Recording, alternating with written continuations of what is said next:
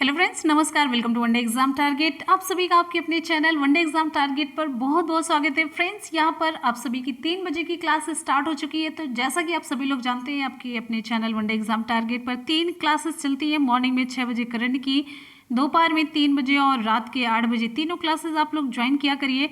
बहुत ही important classes होती हैं। आप लोगों का सिलेबस धीरे धीरे कंप्लीट होता जाएगा। तो कम से कम बहुत ज़्यादा स्पीड में तो नहीं, धीरे धीरे आप लोग पढ़ाई को कंटिन्यू जारी रखिए। जितनी क्लासेस हम प्रोवाइड करा रहे हैं, आप लोग उन्हें तो ज़रूर देखा करिए। बहुत ही इंपॉर्टेंट क्वेश्चन आपको यहाँ पर करवाए जाते हैं। जितने भी स्टूडेंट नए जुड़े हैं तो चैनल को एक बार सब्सक्राइब कर लेंगे, जिससे कि जब भी मैं वीडियो अपलोड करूँ आप सभी तक नोटिफिकेशन जरूर पहुँचे और कोई भी वीडियो आप लोग मिस ना करें। तो क्वेश्चन की तरफ आ जाते हैं। क्वेश्चन आप सभी की स्क्रीन पर, और आपको यहाँ पर बता देते हैं मॉडर्न हिस्ट्री से रिलेटेड सभी सिलेक्टेड इंपॉर्टेंट क्वेश्चन है मॉडर्न हिस्ट्री से रिलेटेड। तो शुरू से लास्ट तक वीडियो के साथ बने रहना और बिना चीटिंग के रिप्लाई करना है। क्वेश्चन है अंग्रेजों द्वारा कलकत्ता में निर्मित दुर्ग का नाम क्या है? ऑप्शन यहाँ पे सही हो जाता है सी, फोर्ट विलियम। फोर्ट विलियम अंग्रेजों के द्वारा कलकत्ता में बनाया गया दुर्ग है। और ध्यान रखिएगा, सर चार्ल्स आयर इसका पहला प्रेसिडेंट बना था। ये भी पूछा जाता है जब क्वेश्चन स्टैंडर्ड करना होता है, क्वेश्चन पेपर टफ करना होता है।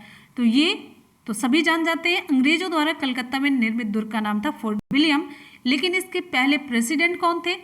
तो सर चार्ल्स आयर। अगले क्वेश्चन पर हम आएंगे। अगला क्वेश्चन आप सभी के लिए यहाँ पर देखिए, निम्न में से कौन सा भारत आने वाला पहला अंग्रेजी जहाज है?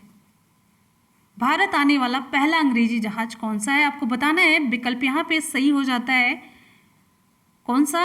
Option C. आपको 2 से 4 सेकंड का टाइम देंगे, जिससे कि आप लोग ऑप्शन चूज कर सके और माइंड में हल्का सा रिकॉल कर सकें कि उत्तर कौन सा सही होगा।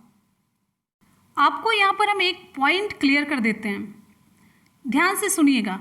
ऑप्शन में रेड ड्रैगन है तो ऑप्शन आपका सी सही होगा। लेकिन हम आपको जो इंपॉर्टेंट फैक्ट बताने चल रहे हैं, आपका क्लियर हो जाएगा कॉन्सेप्ट और आप क्वेश्चन गलत करने से बच जाएंगे। कैप्टन हॉकिंस के नेतृत्व में हेक्टर, ध्यान दीजिएगा, हेक्टर नामक पहला अंग्रेजी जहाज 1608 ईस्वी में सूरत के बंदरगाह पर आकर के रुका था। किसके नेतृत्व में? कैप्टन हॉकिंस के नेतृत्व में। जहाज का नाम क्या था? हेक्टर था। कहाँ पर रुका था? सूरत के बंदरगाह पर। और हॉकिंस ही, क्वेश्चन पूछा गया है, हॉकिंस ही वह पहला अंग्रेज व्यक्ति था जिसने समुद्री मार्ग से भारत की भूमि पर कदम रखा था। ध्यान दीजिएगा, मार्क कर लीजिए। तो ध्यान दीजिएगा, दिए गए विकल्प में हेक्टर नहीं है। रेड ड्रैगन उसी जहाजी बेड़े में शामिल था जिसमें हेक्टर जहाज था। हेक्टर जहाज भी शामिल था, रेड ड्रैगन भी शामिल था।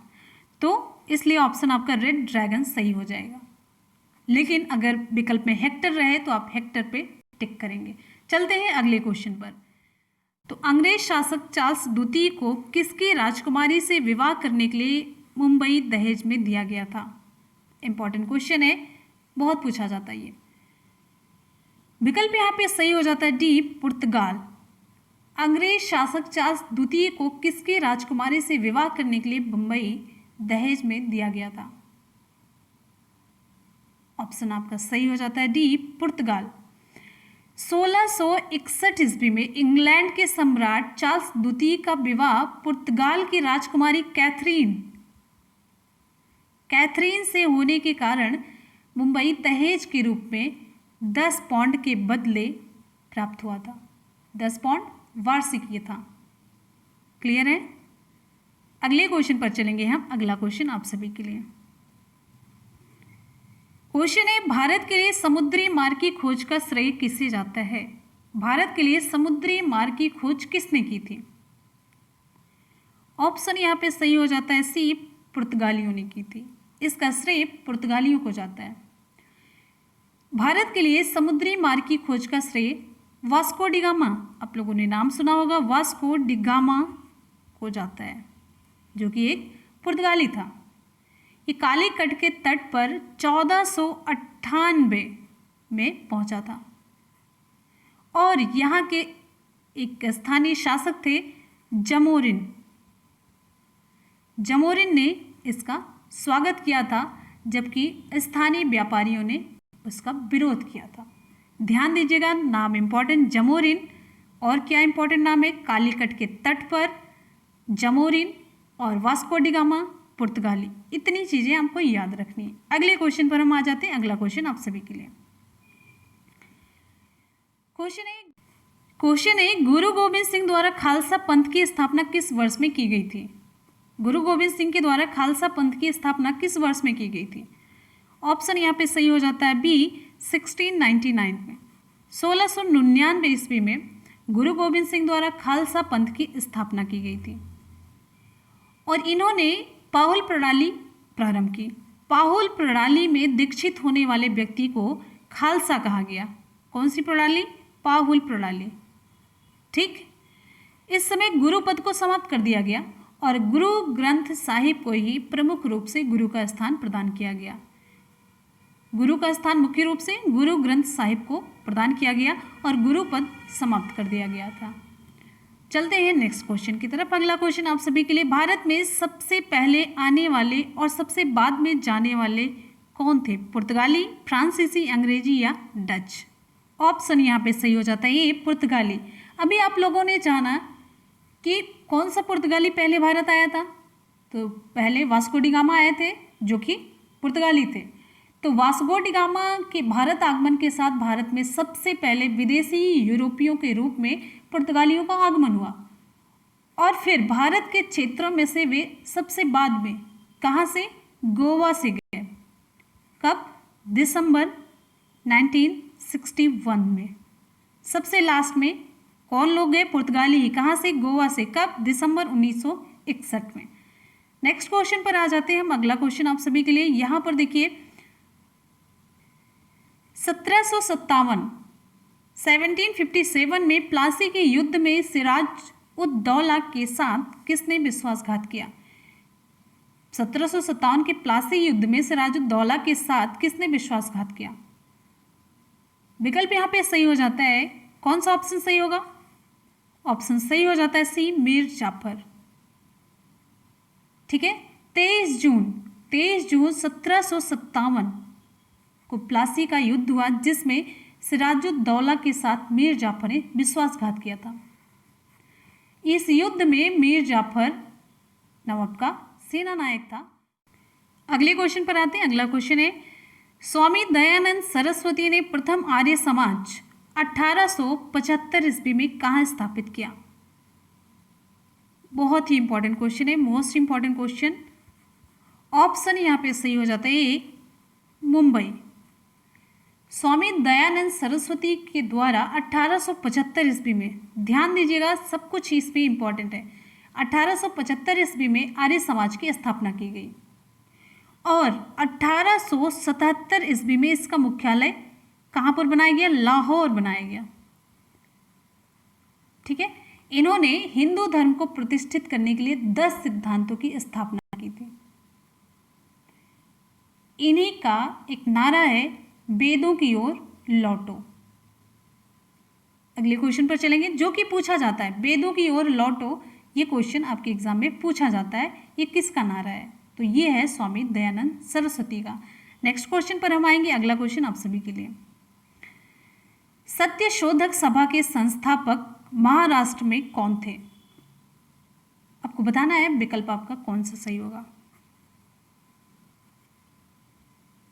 तो ध्यान से आपको रिप्लाई करना है, ध्यान से आप लोग पढ़ लीजिए। ऑप्शन यहाँ पे सही हो जाता है आपका डी, ज्योतिबा फुले। सत्य शोधक समाज की स्थापना किसने की? ज्योतिबा फुले ने। कब की? 1873 ईस्वी में। इसमें मानव अधिकारों एवं जाति प्रथा के उन्मूलन पर बल दिया गया। ऑप्शन यहाँ पे डी सही होगा। इंपॉर्टेंट क्वेश्चन है, ध्यान दीजिएगा। नेक्स्ट क्वेश्चन पर हम आते हैं। अगला क्वेश्चन आप सभी के लिए, अलीगढ़ आंदोलन का संस्थापक कौन था? अलीगढ़ आंदोलन का संस्थापक सर आगा खां, मौलाना अल्ताफ हुसैन हाली, मौलाना शिबली, सर सैयद अहमद खां। ऑप्शन यहाँ पे डी सही हो जाता है। अलीगढ़ आंदोलन के संस्थापक थे सर सैयद अहमद खां। सर सैयद अहमद खान ने 1875 ईस्वी में अलीगढ़ में एक एंग्लो मुस्लिम स्कूल या आप कह सकते हैं मोहम्मडन एंग्लो ओरिएंटल स्कूल की स्थापना की। एंग्लो मुस्लिम स्कूल या मोहम्मडन एंग्लो ओरिएंटल स्कूल की स्थापना की और 1920 ईस्वी में यही केंद्र अलीगढ़ मुस्लिम विश्वविद्यालय के रूप में स्थापित हो गया। और बहुत ही इंपॉर्टेंट फैक्ट आप ये जानिए, सैयद अहमद खान ने 1865 ईस्वी में साइंटिफिक सोसाइटी की स्थापना की। 1875 में साइंटिफिक सोसाइटी की स्थापना की किसने? सर सैयद अहमद खान ने। और 1875 ईस्वी में अलीगढ़ में एक एंग्लो मुस्लिम स्कूल की स्थापना की। फिर यही स्कूल 1920 में यही केंद्र अलीगढ़ मुस्लिम विश्वविद्यालय के रूप में स्थापित हो गया। ठीक है, तीनों चीज़ें बहुत ही इंपॉर्टेंट है सर सैयद अहमद खान से रिलेटेड। इससे ज़्यादा इनके बारे में एग्जाम में नहीं पूछा जाता। अगले क्वेश्चन पर हम चलेंगे। अगला क्वेश्चन आप सभी के लिए।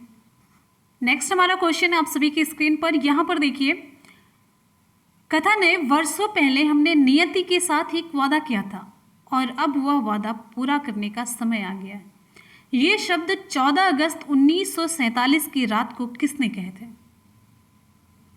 ऑप्शन यहाँ पे कौन सा सही होगा? बहुत ही इंपॉर्टेंट क्वेश्चन है, स्टैंडर्ड लेवल का क्वेश्चन है।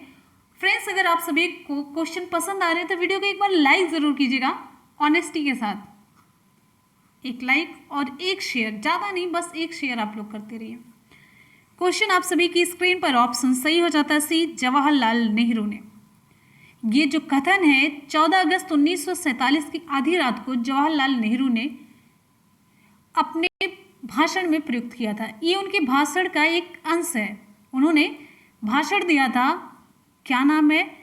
भाषण का नाम था trust with destiny. Trust with destiny, ये उनका भाषण था, उसका एक अंश है ये, इन्होंने उसमें प्रयोग किया था। और ये कथन है, ऑप्शन सही हो जाता है सी, जवाहरलाल नेहरू का। अगले क्वेश्चन पर हम चलेंगे। अगला क्वेश्चन आपका आप सभी की स्क्रीन पर, किसे भारतीय बिस्मार्क के रूप में जाना जाता है? बहुत ही इंपॉर्टेंट क्वेश्चन है, मोस्ट इंपॉर्टेंट, आप लोग मार्क कर लीजिए इसे। मोस्ट इंपॉर्टेंट क्वेश्चन है, किसे भारतीय बिस्मार्क के रूप में जाना जाता है? ऑप्शन यहाँ पे सही हो जाता है वल्लभ भाई पटेल, सरदार वल्लभ भाई पटेल। सरदार वल्लभ भाई पटेल को भारतीय बिस्मार्क के रूप में जाना जाता है। क्यों जाना जाता है?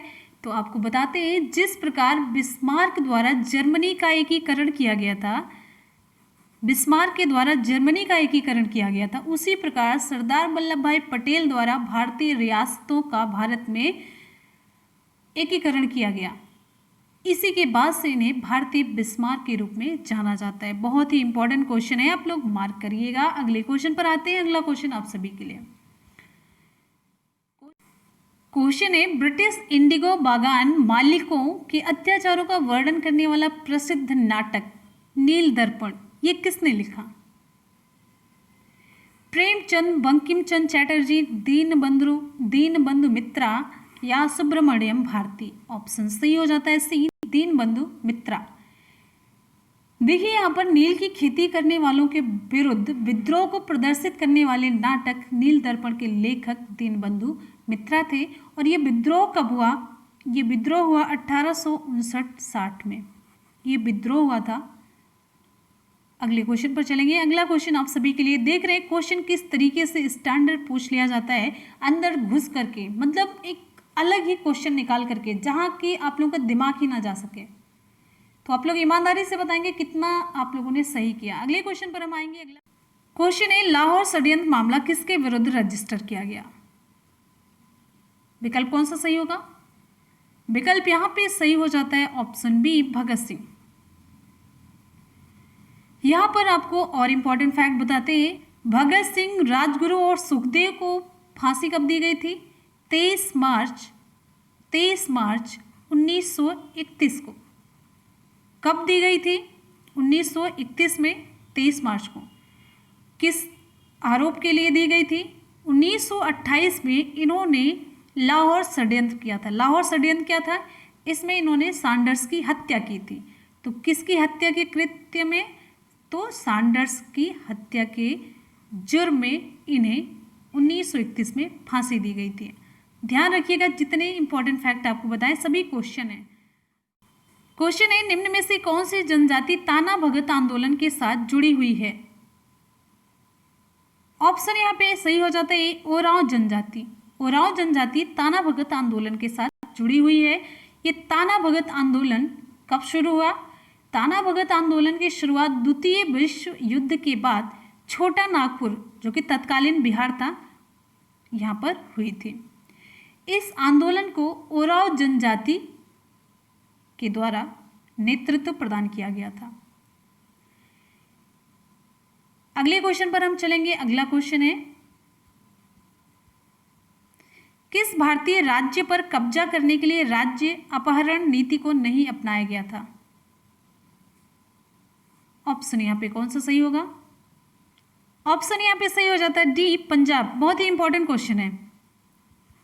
किस भारतीय राज्य पर राज्य अपहरण नीति को लागू नहीं किया गया था? यानी कि राज्य हड़प नीति में क्या था? अपहरण नीति में वो हड़प लिया जाता था, कब्जा कर लिया जाता था, अपहरण कर लिया जाता था, विलय कर लिया जाता था, लेकिन पंजाब का नहीं हुआ। ठीक है, देखिए, दूसरे आंग्ल सिख युद्ध जो कि 1848 से 49 के मध्य हुआ के पश्चात पंजाब का कंपनी के साम्राज्य में विलय कर लिया गया, लेकिन राज्य अपहरण नीति के अंतर्गत पंजाब पर कब्जा नहीं किया गया था, इसका विलय कर लिया गया था। ठीक है, ध्यान दीजिएगा, दोनों में अंतर है। बहुत ही इंपॉर्टेंट क्वेश्चन है, मार्क कर लीजिए। मोस्ट इंपॉर्टेंट क्वेश्चन है, ब्रिटिश शासन के दौरान तत्कालीन मद्रास प्रेसिडेंसी में रैयतवाड़ी प्रणाली की शुरुआत करने वाला कौन था? विकल्प आपका यहाँ पे कौन सा सही होगा? विकल्प सही हो जाता है यहाँ पर option C, Thomas Munro. Thomas Munro ने, जो कि मद्रास के 1820 से 1827 ईस्वी तक गवर्नर रहे, उन्होंने रैयतवाड़ी पद्धति को मद्रास प्रेसिडेंसी में लागू किया। इस प्रणाली में, इस पद्धति में कुल उपज का तीसरा भाग भूमि कर के रूप में दिया जाता था। और ये मुनरो ने जो व्यवस्था लागू की थी रैयतवाड़ी, इस व्यवस्था को लगभग 30 वर्ष तक चलाए रखा। यानी कि ये व्यवस्था भूमि कर वाली 30 वर्ष तक चलती रही। ऑप्शन यहाँ पर सी सही हो जाता है, रैयतवाड़ी पद्धति थॉमस मुनरो ने शुरू की मद्रास प्रेसिडेंसी में। अगले क्वेश्चन पर हम चलेंगे। अगला क्वेश्चन है, भारतीय विश्वविद्यालय अधिनियम किसने पारित किया? भारतीय विश्वविद्यालय अधिनियम किसने पारित किया? विकल्प यहाँ पे सही हो जाता है B, Lord Curzon. Important question है, भारतीय विश्वविद्यालय अधिनियम किसके द्वारा पारित किया गया? तो ऑप्शन आपका सही होगा B, Lord Curzon. Lord Curzon के कार्यकाल में भारतीय विश्वविद्यालय अधिनियम पारित हुआ। क्लियर है? और यहाँ पे ये भी जानिए, 1902 ईस्वी में सर थॉमस रैले की अध्यक्षता में विश्वविद्यालय आयोग गठित किया गया और 1904 में उसके आधार पर भारतीय विश्वविद्यालय अधिनियम पारित किया गया। ऑप्शन यहाँ पे आपका सही हो जाता है बी, लॉर्ड कर्जन। ध्यान दीजिएगा, इंपॉर्टेंट क्वेश्चन है। अगले क्वेश्चन पर हम आएंगे। अगला क्वेश्चन आप सभी के लिए, जितने भी साथ साथ में हम आपको पॉइंट बताते चलते, ध्यान दीजिएगा, बहुत ही इंपॉर्टेंट क्वेश्चन होते हैं वो। अगला क्वेश्चन है, दादा भाई नौरोजी के अनुसार स्वराज का अर्थ था। स्वराज का क्या मतलब था दादा भाई नौरोजी के अकॉर्डिंग? ऑप्शन यहाँ पर आपका सही हो जाता है कौन सा? पूर्ण स्वतंत्रता, स्वशासन, आर्थिक स्वतंत्रता या राजनीतिक स्वतंत्रता। तो इनके अकॉर्डिंग ऑप्शन आपका सही हो जाता है बी, स्वशासन, खुद का शासन। स्वराज का इनका मतलब था स्वशासन। 1906 के कलकत्ता अधिवेशन में दादा भाई नौरोजी ने घोषणा की कि भारतीय राष्ट्रीय कांग्रेस का लक्ष्य स्वराज्य प्राप्त करना है और इनके अनुसार इस स्वराज्य का मतलब था स्वशासन। चलते हैं अगले क्वेश्चन पर। अगला क्वेश्चन है, भारत को अधिकार क्षेत्र का दर्जा डोमिनियन स्टेट्स किस तारीख को मिला? बहुत ही इंपॉर्टेंट क्वेश्चन, मोस्ट इंपॉर्टेंट है, आप लोग जल्दी से रिप्लाई करिए। ऑप्शन यहाँ पे कौन सा सही होगा? Dominion states. विकल्प यहाँ पे सही हो जाता है बी, 15 अगस्त 1947 को। 15 अगस्त 1947 को भारत को अधिकार क्षेत्र का दर्जा मिला, डोमिनियन स्टेट्स का दर्जा मिला। यहाँ पर आप लोग ध्यान से देखिए, माउंट बेटन योजना के आधार पर ही 4 जुलाई 1947 ईस्वी को ब्रिटिश संसद में भारतीय स्वतंत्रता विधेयक पेश किया गया। ब्रिटिश संसद में भारतीय स्वतंत्रता विधेयक पेश किया गया और 18 जुलाई 1947 को इसे स्वीकृति मिली। 4 जुलाई को पेश किया गया, 18 जुलाई 1947 को इसे स्वीकृति मिल गई।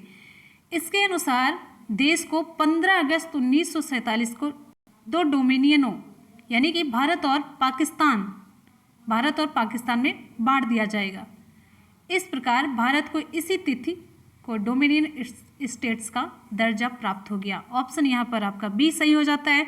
तो ध्यान से सारी चीज़ें आप लोगों को सुननी है, देखनी है, जो ना याद हो आपको नोट जरूर करना है। जितने भी क्वेश्चन आप लोग देख रहे हैं, दोबारा ये क्वेश्चन आ जाए तो कभी भी आपको गलत नहीं करना है। चलते हैं हम अगले क्वेश्चन पर। अगला क्वेश्चन है, कांग्रेस की पहली महिला अध्यक्ष कौन थी?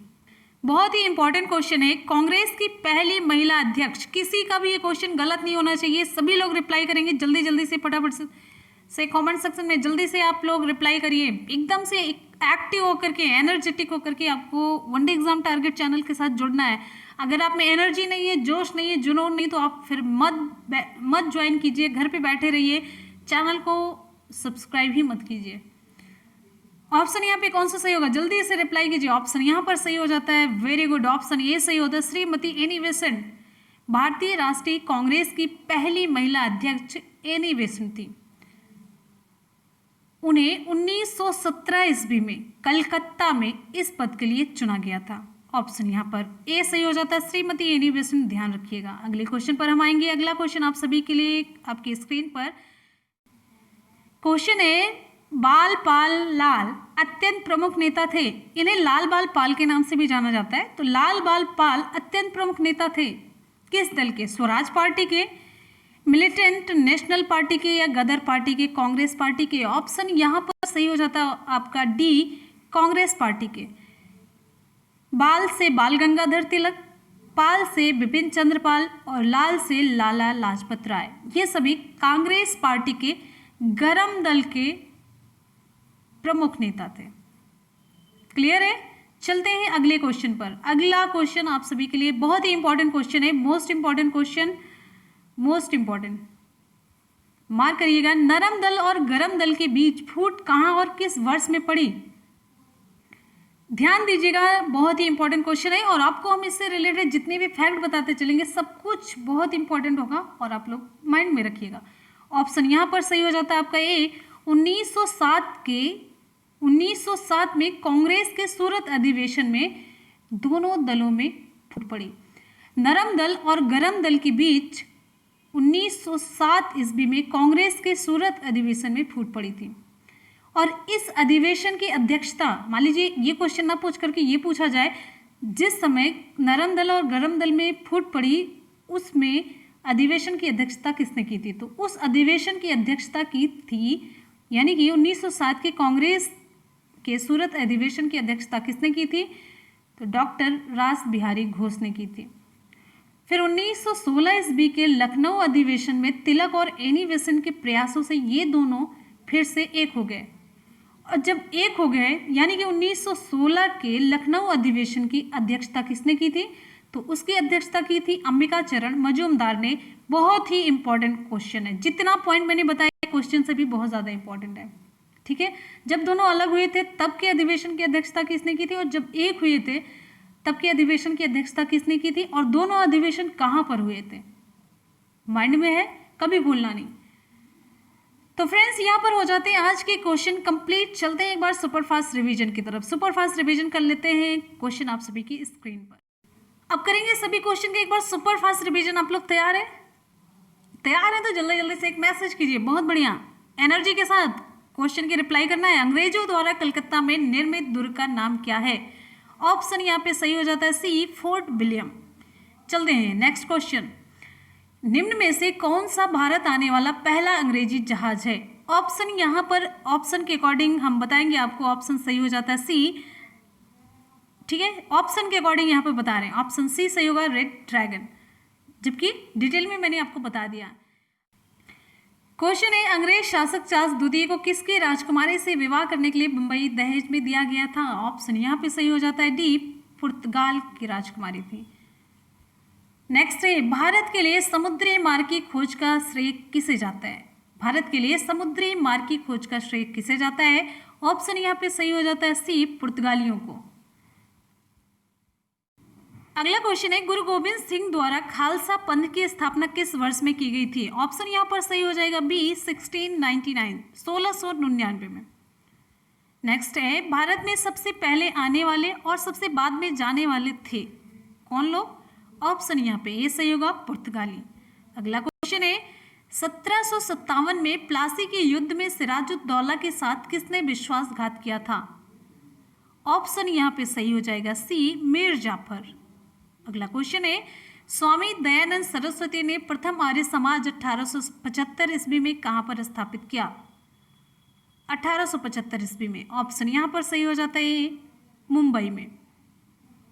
अगले क्वेश्चन पर आएंगे। नेक्स्ट आपका क्वेश्चन है, सत्य शोधक सभा के संस्थापक महाराष्ट्र में कौन थे? ऑप्शन यहाँ पे सही हो जाता है डी, ज्योतिबा फुले।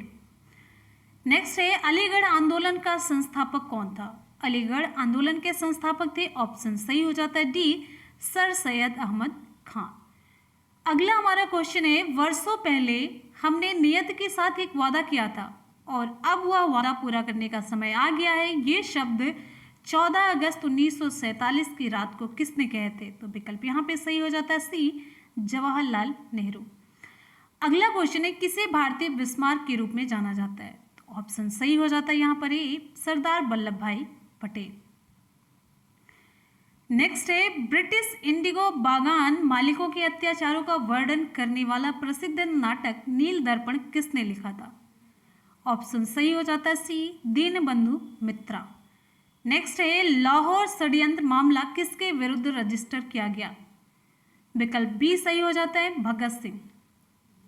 अगला क्वेश्चन है, निम्नलिखित में से कौन सी जनजाति ताना भगत आंदोलन के साथ जुड़ी हुई है? ऑप्शन यहाँ पर ए सही हो जाता है, ओरांव जनजाति। नेक्स्ट है, किस भारतीय राज्य पर कब्जा करने के लिए राज्य अपहरण नीति को नहीं अपनाया गया था? विकल्प डी सही हो जाता है, पंजाब।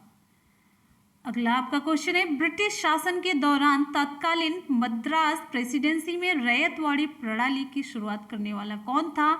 ऑप्शन यहाँ पर सही हो जाएगा आपका सी, थॉमस मुनरो। नेक्स्ट है, भारतीय विश्वविद्यालय अधिनियम किसने पारित किया था? भारतीय विश्वविद्यालय अधिनियम पारित किया गया, ऑप्शन बी, लॉर्ड कर्जन के द्वारा। अगले क्वेश्चन पर हम आएंगे। अगला क्वेश्चन है, दादा भाई नौरोजी के अनुसार स्वराज का अर्थ था? इनके अनुसार स्वराज का अर्थ है स्वशासन, ऑप्शन बी सही होता है। नेक्स्ट क्वेश्चन पर आएंगे, भारत को अधिकार क्षेत्र का दर्जा डोमिनियन स्टेट्स किस तारीख को मिला? भारत को अधिकार क्षेत्र का दर्जा डोमिनियन स्टेट्स किस तारीख को मिला? ऑप्शन यहाँ पर सही हो जाता है बी, 15 अगस्त 1947 को। अगला क्वेश्चन है, कांग्रेस की पहली महिला अध्यक्ष कौन थी? ऑप्शन ये सही हो जाता है, श्रीमती एनी बेसेंट। अगला क्वेश्चन आप सभी की स्क्रीन पर, लाल बाल पाल अत्यंत प्रमुख नेता थे? ऑप्शन डी, कांग्रेस पार्टी के नेता थे। नेक्स्ट है, नरम दल और गरम दल के बीच फूट कहाँ और किस वर्ष में पड़ी? तो विकल्प यहाँ पर आपका सही हो जाता है, नरम दल और गरम दल के बीच फूट, ऑप्शन ए सही हो जाता है, 1907 में कांग्रेस के सूरत अधिवेशन में पड़ी। फ्रेंड्स, यहाँ पर सारे क्वेश्चन हो जाते हैं कंप्लीट। चलते हैं आज के सवाल की तरफ। आज का सवाल आप सभी के लिए, तो यहाँ पर देखेंगे आज का सवाल बहुत ही इंपॉर्टेंट सवाल है, किसे भारतीय बिस्मार्क के रूप में जाना जाता है? आप सभी लोग कमेंट सेक्शन में रिप्लाई करेंगे। जितने भी स्टूडेंट हैं फटाफट से कमेंट सेक्शन में रिप्लाई करके जल्दी से बताएंगे कि इस सवाल का जवाब क्या है। तो आप लोग पढ़ते रहिए, मेहनत करते रहिए, सफलता जरूर मिलेगी। और एक बार लास्ट में आप सभी को बता देते, 3 क्लासेज आपकी अपने चैनल वनडे एग्जाम टारगेट पर कंटिन्यू चल रही है। मॉर्निंग में 6 बजे चलती है करंट अफेयर की क्लास, फिर दिन में 3 बजे क्लास चलती है जो कि आप लोग क्लास ज्वाइन किए हैं, और रात में 8 बजे क्लास चलती है। तो 3 क्लासेस आपके अपने चैनल वनडे एग्जाम टारगेट पर कंटिन्यू चल रही है। पढ़ते रहिए, पढ़ाई कंटिन्यू होनी चाहिए, रुकना बिल्कुल भी नहीं। कब कौन सी वैकेंसी आ जाए, कब क्या हो जाए, कुछ भी पता नहीं है।